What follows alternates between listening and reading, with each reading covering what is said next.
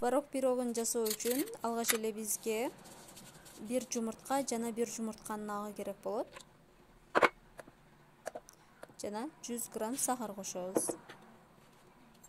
Ушундай таразада тартып алабыз. 100 граммдан ашпаш керек. 150 грамм сливочный май, бөлмө температурасында болсу керек. Эритилген сливочный май болбойт. 150 грамм сметана кошобуз.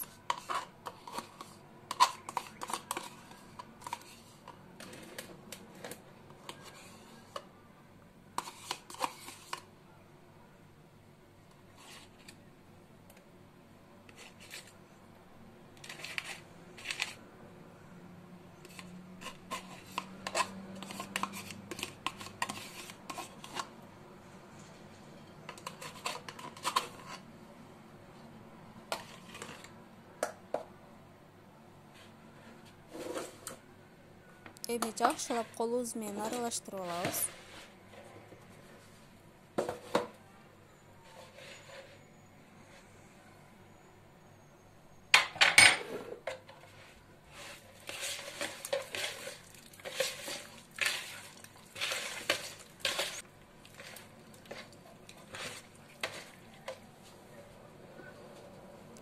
Төрт жүз грамм электен өткөн унду кошобуз. Сөзсүз түрдө электен өткөрүп алыңыздар.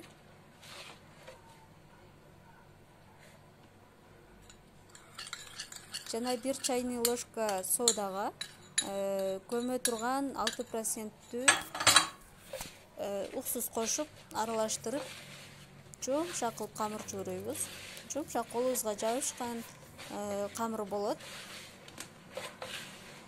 Канчалык жумшак болсо деле ашыкча un кошпойбуз. Даяр болгон камырыбызды холодильникке 30 минуттан коюп коебуз.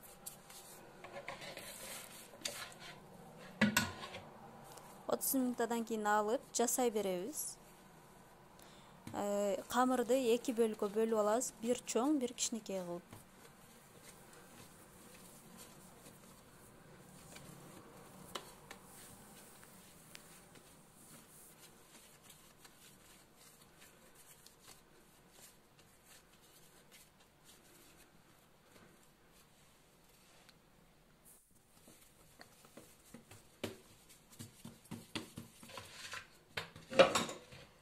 Биринчи чоң камырды жайып алабыз.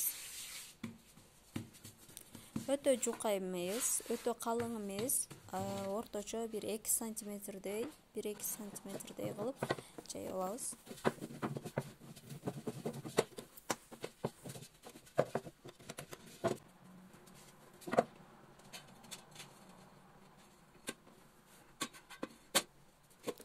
Жайып болгон соң ушундай формага тегиздеп салып алабыз.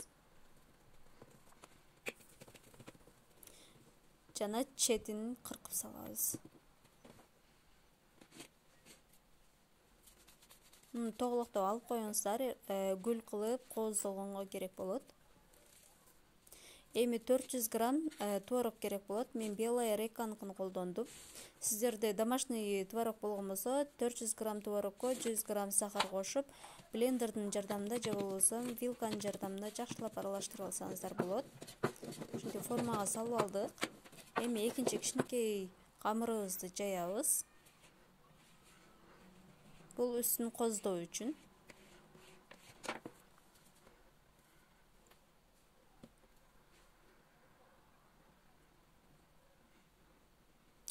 Эми видеодо көргөзүлгөндөй кылып баарын үстүнө коюп чыгабыз.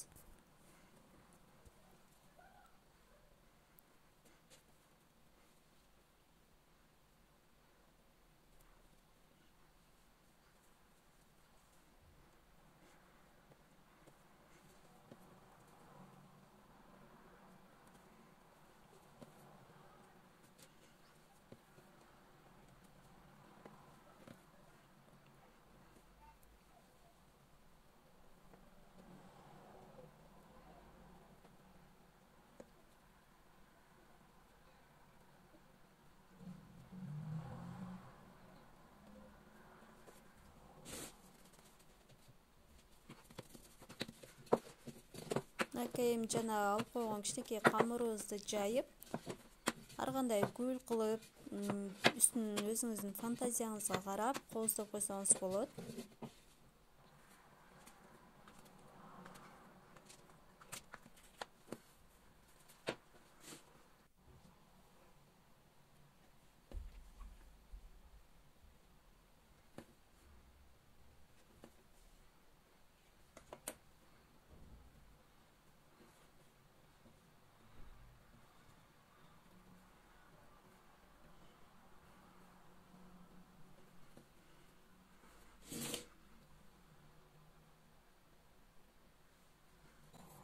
Мен ушинтип гүл кылып үстүнө кооздоп алдым.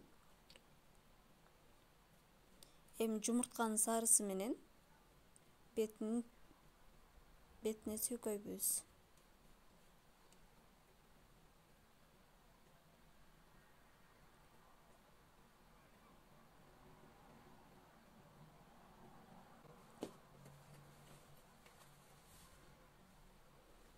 Мынакей эми даяр пирогубузду кызып турган 180 градустагы духовкабызга 35-40 минутада бышырып алабыз. Сөзсүз түрдө муздагандан кийин кесиңиздер. Сахарный пудра менен кооздоп алсаңыз да болот. Сөзсүз түрдө жасап жеп көрүңүздөр, аябай даамдуу болот.